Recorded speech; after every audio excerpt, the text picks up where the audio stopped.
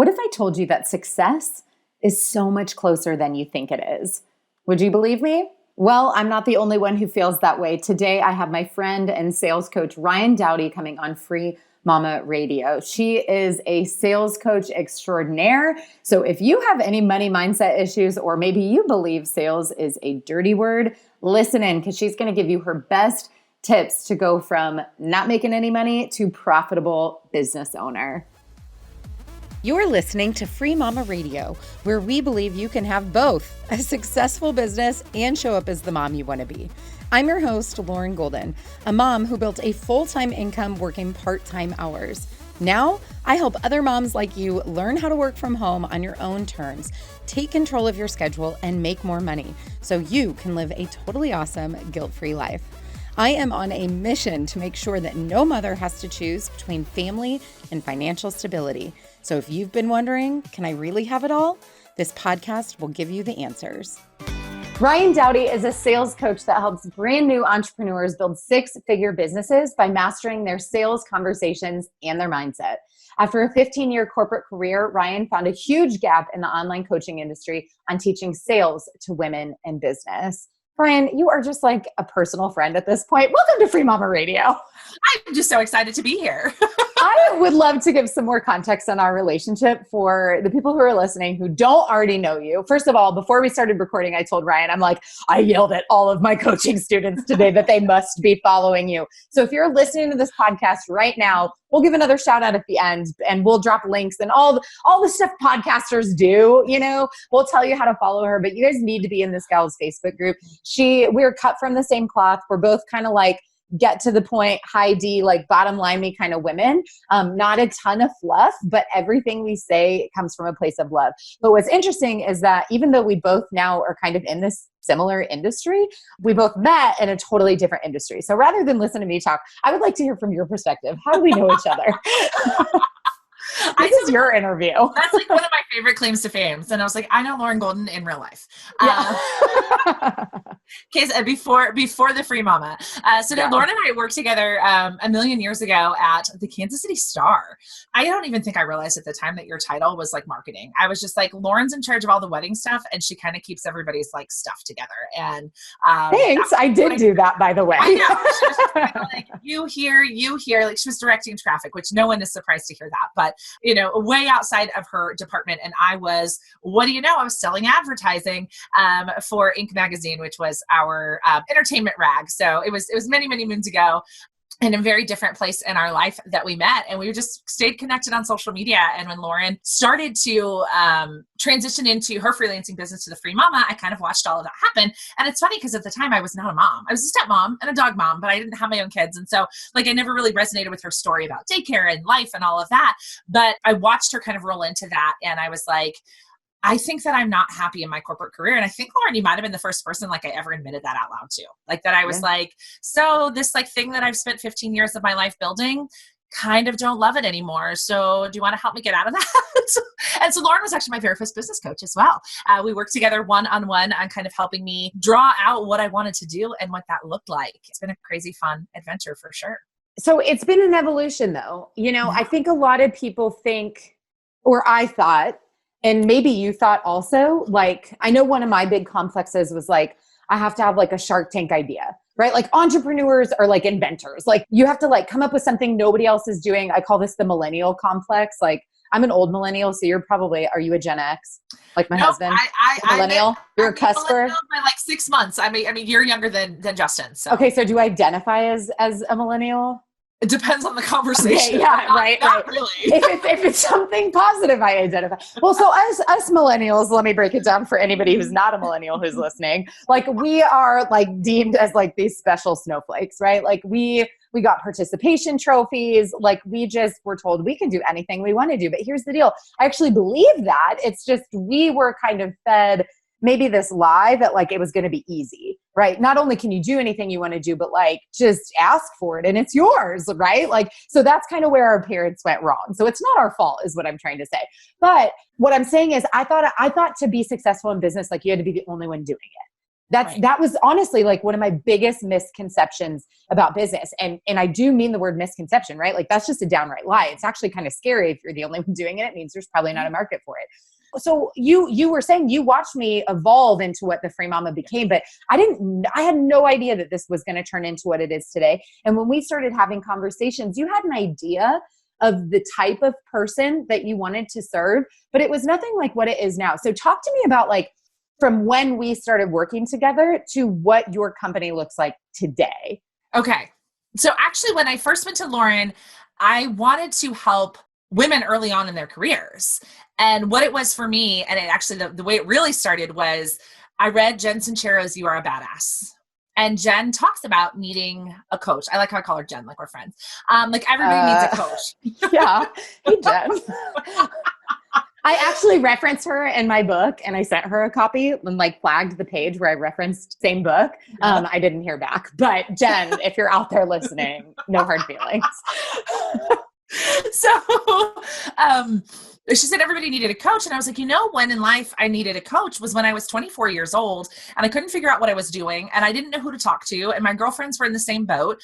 And, my mom didn't understand and I didn't want to complain to my boss. And I was like, well, where do I go to like figure out how to have tough conversations in the workplace? And where do I go to learn how to negotiate salary and ask for a raise or, give my boss feedback without sounding like a whiny jerk, right? Doesn't it, by the way, as you're talking, sound like these, like, I don't want to go down too big of a rabbit hole about like our education system, but like the things you're talking about are very important things, whether you're self-employed or you have a job. Right. Like we should know how to navigate these conversations around money. Like, let's just start there. Right. Like how to balance a checkbook and things like that. They don't teach us in high school. But so that's really where it started. And I wanted to help those women. And as I evolved and I networked and I talked to people and kept talking to people and actually quite frankly struggled to really get it off the ground, I learned two things about my audience. And this is something you will learn as an entrepreneur is one, my audience did not yet know they had a problem. Right? They were just out of college. And so they might know yet that like this was going to happen,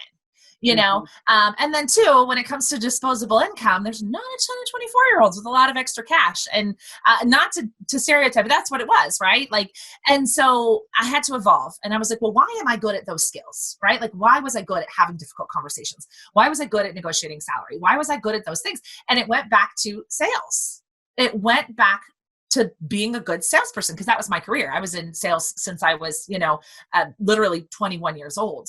And what I found was there's all these women out there starting businesses, doing incredible things, but their businesses were struggling. And I found, as Lauren shared with you, that there's this huge gap. Nobody wants to teach sales because nobody wants to do sales because sales is a dirty word. And I found this giant gap and I was like, this is where I need to go. It took me 7 or 8 months to get there.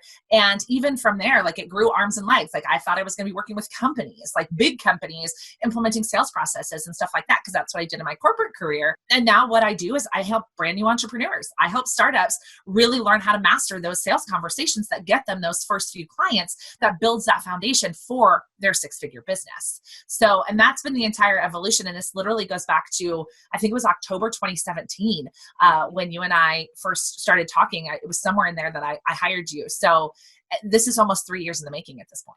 And can we just talk revenue for a second, since we're a no nonsense kind of thing? How are we doing? How was your annual income last year? So people know that you know what you're talking about. I did $118,000 in revenue in the business last year. I also worked full-time for part of the year and had a baby. This year we'll do close to 500. Close to $500,000 in sales. So in case you guys were like, they just know each other. Yeah, we know each other because we're awesome. Okay. So now we're going to dive in and we're going to treat this episode of Free Mama Radio how it should be between the two of us. So you mentioned sales being a dirty word. Why do people feel this way? Because they've been sold to in a way that didn't feel good to them is what it really, like, simplest way to describe it, Lauren. So give me an example. Somebody didn't take no for an answer. Somebody was pushy. Somebody pitched them something they didn't ask for. I know your feelings on the direct sales industry, so I'm going to go for it. Like it really started in that space. We lovingly call it the hey girl message, right? Like the hey girl, we haven't talked in 15 years. You want to buy my stuff? Like that's, I think, what so many women are afraid of doing. And so they try to avoid anything possible than sending hey girl messages. But what is sales actually? The exchange of a product or service for money. So we're all actually if you're self-employed, or really if you're working for a company in any capacity, or at least kind of a part of it. But if you're self-employed, you like by definition have no revenue coming in as a business if you're not having sales. Absolutely. So we add all the emotion to it is what I'm hearing you say. Yeah, absolutely. It's all drama. We talk about that a lot in my world, right? Like any other thoughts, feelings, or emotions you have about sales other than I give you money and you give me something for that is all in your head. It's all drama that you've created either. And I find that some of this stuff, Lauren, goes back to when we were children, right? Like, I told the story in your community the other day when you were a kid and like a telemarketer called in the middle of dinner as I age myself, right? When you still have like a landline in your house and stuff, and your parents were like, those damn telemarketers, blah, blah, blah, blah, blah, like that, it literally goes back to that, right? Like salespeople were never good people. Like go back through a movie where the salesperson in the movie was like the good guy.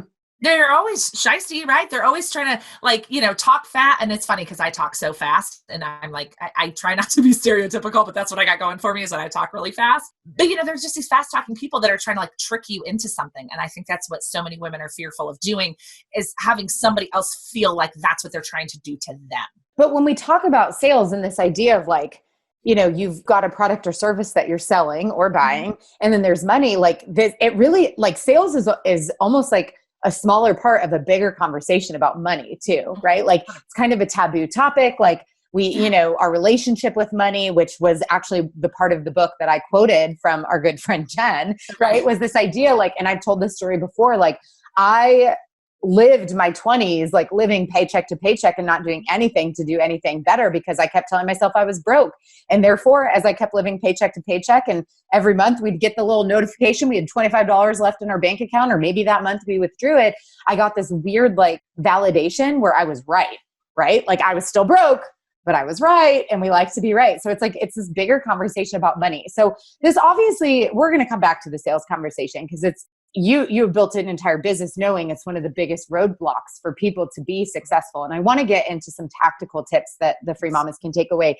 But knowing that this is such a mindset issue that so many people have, but it's something that's your zone of genius, I would love to peel back the curtain a little bit and talk about what are some mindset issues that you've had as an entrepreneur, because we've all got fears and limiting beliefs and all this stuff. So what's shown up for you that you've had to kind of get over the last couple of years? So it's interesting. I've got my own money mindset drama that I didn't realize that I had to get over as I got into it. So since we're talking money, I'm going to go for it. I had a 6-figure corporate career, right? Like I was paid, $100,000 plus to lead sales organizations.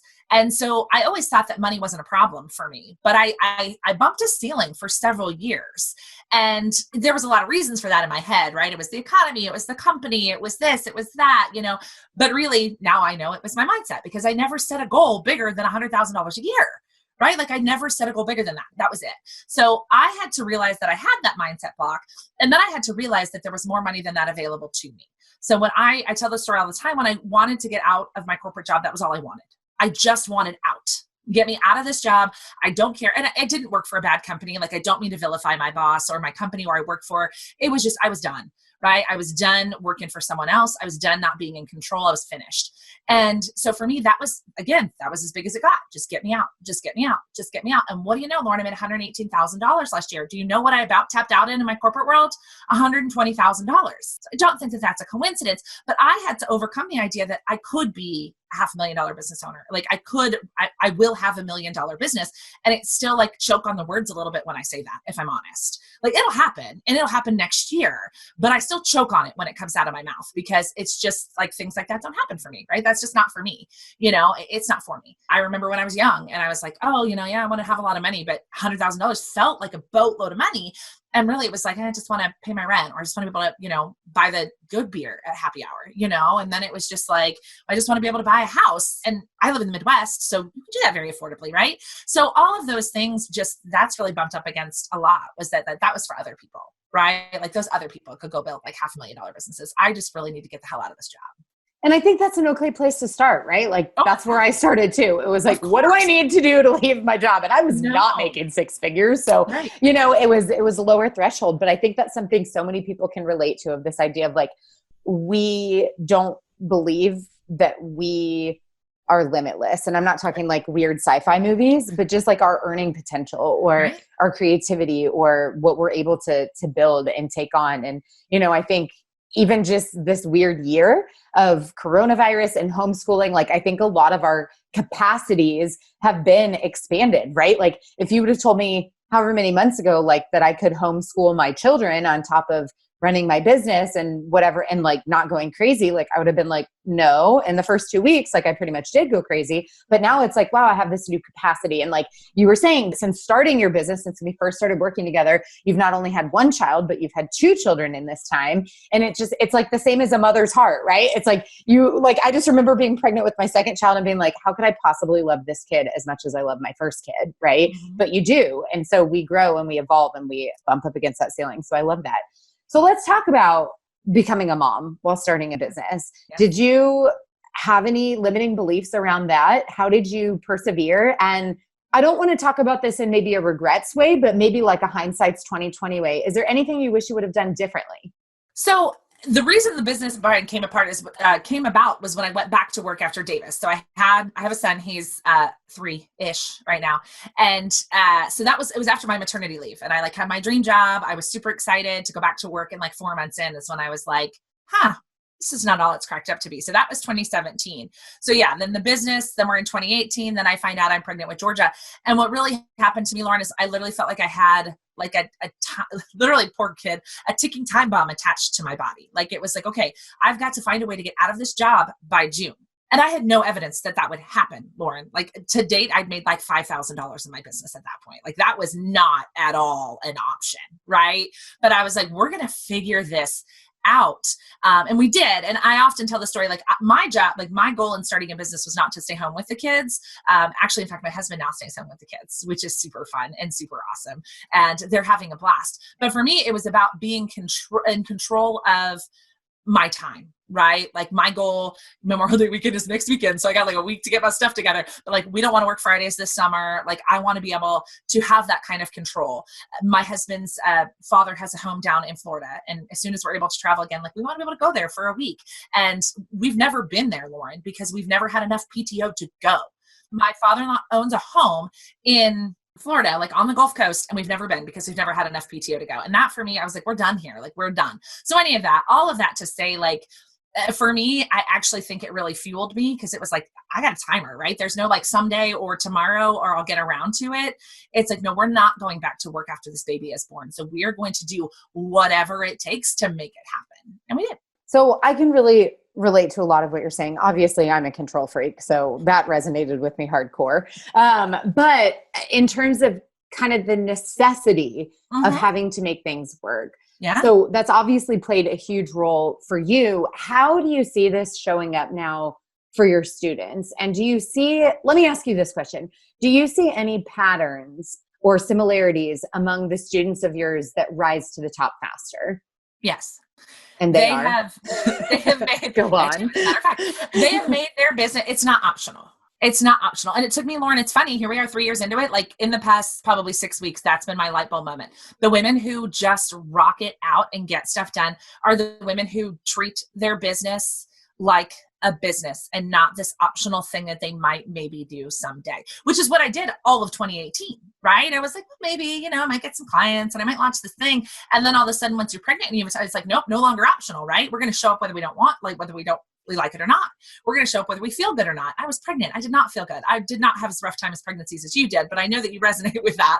You know, like I never felt good, but it was just, we were going to get it done. So for me, I think the women who are the most successful are the women who treat their business like a business, even if they're only dedicating a few hours a week to it. Those hours are intentional and they're focused and they have a plan for their time, even though it is limited, right? I don't have any students that are just like, I'm just rolling around in time over here, right? Like we're all time strapped in some ways more than others. Some of them are still working full time. Some of them are home with their children. All of them now are trying to homeschool. So, and I don't just work with moms, but very much my students, the ones that are most successful are the ones that it's not an option for them to be successful, for their business to work, for their business to make money, not optional for them. So something I have all of my guests do is take their area of expertise, clearly we're talking about sales here, and break it down into their 3 best tips. Not hypothetical, actionable, like just value bomb all over the free mamas listening right now. So I would love to hear your 3 best sales tips for all of our free mamas listening. Perfect. Tip number 1 is that sales is never about you, ever. Explain. Yes, of course. It's not? Not at all. So it's very funny. I'm going to give you a specific example. I got an email yesterday from a gentleman who I actually know, like, and really respect. And I kind of want to reply and be like, are you kidding me with this email? But it was meant to be like friendly. It was like, hey, how are you? How are things going? Let me write 2 paragraphs about myself. And then at the end, ask me how I can help you. You know, hey, if you need anything, let me know. Like, to me, I was like, no. You asked me a very nice question about myself, which was lovely. But really, your point was you wanted me to read those 2 paragraphs about you. The way he could have done that differently was just ask me a question. Hey, Ryan, we haven't seen each other in a while. Obviously, we used to bump into each other at the coffee shop all the time. How are you? How are things going? How are you doing at home with the kids? And then when I responded to that email, I would have asked him how he was doing, and I would have been so much more receptive to his 2 paragraphs about what he was up to. But because he made the email about him and not me, I no longer cared. And it is the exact same thing in sales. So when you are out in the world looking for clients, instead of looking to help or looking to serve or looking to connect, that is, people can smell that a mile away, right? Like, they just know that it's not about them. So to me, that's like sales tip number 1. Like, sales is not about you. It's about them. It's who you serve. It's the people you help.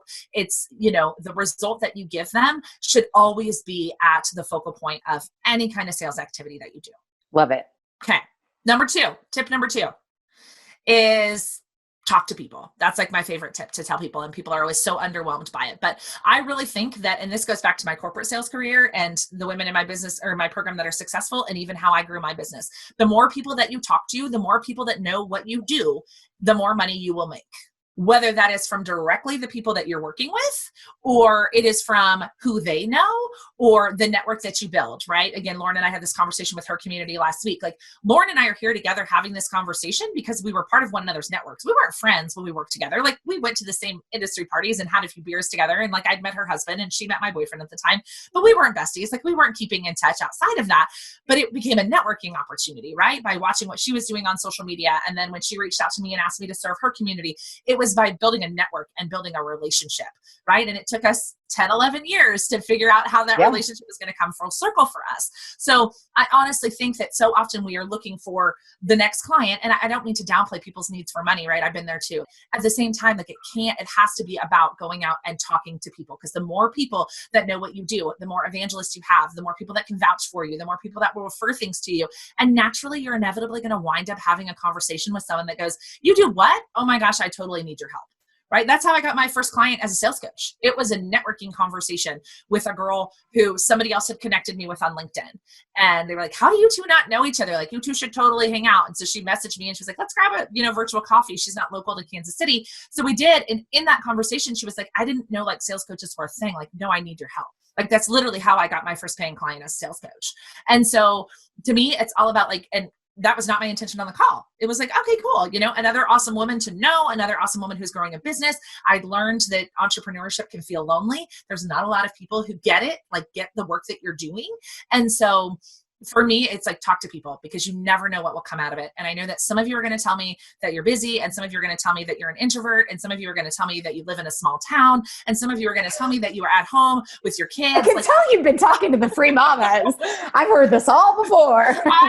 I know what you're saying, and I hear you. But, we are so blessed to live in a time where you don't ever need to leave the house, guys. I did my first 5-figure launch in my business with a baby strapped to my chest. I was literally wearing Georgia. There are no excuses. Get on the internet. Like, you don't even have to have a real conversation if you don't want to. You could just type. Like, come on, man. Like, just go talk to people.